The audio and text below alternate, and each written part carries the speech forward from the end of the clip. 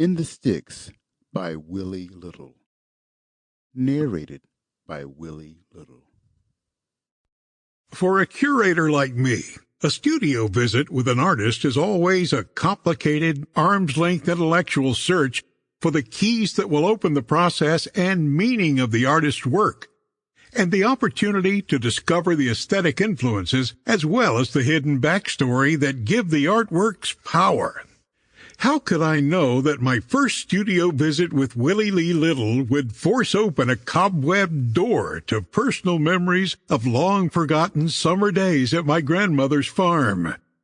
A matriarchal beehive of gossip and food, love and judgments in the rural Deep South. Experiencing the interplay between the assemblage paintings in the studio with the unfurling of the artist's intimate narrative of growing up black, poor, and gay in coastal North Carolina was so much more as the source for the works than I had ever anticipated.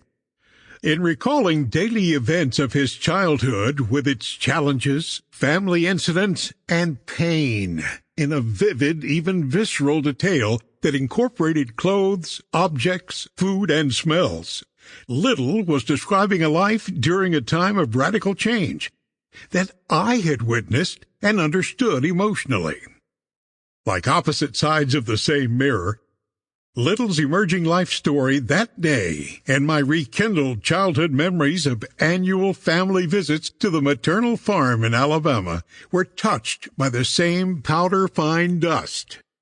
Kicked up by pickups on unpaved country roads, the laughing bustle of women in the kitchen, and languid talk of menfolk in the porch shade of the dilapidated little store at the crossroads. His profound vulnerability in recounting the innocence and intensity of his childhood's unfiltered memories that triggered my Proustian moment also propelled our conversations through his work's evolving imagery and into the cultural, racial, and sexual conflicts of the present. The stories Willie Little shared with me that day, and many more, are at the heart of In the Sticks, this autobiographical volume of the artist's childhood and coming of age in a forgotten patch of the rural South during the 1960s and 70s.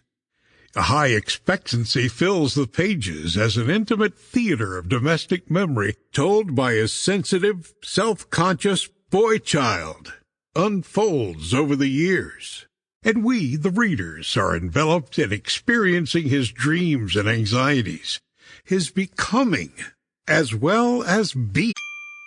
Sample complete. Ready to continue?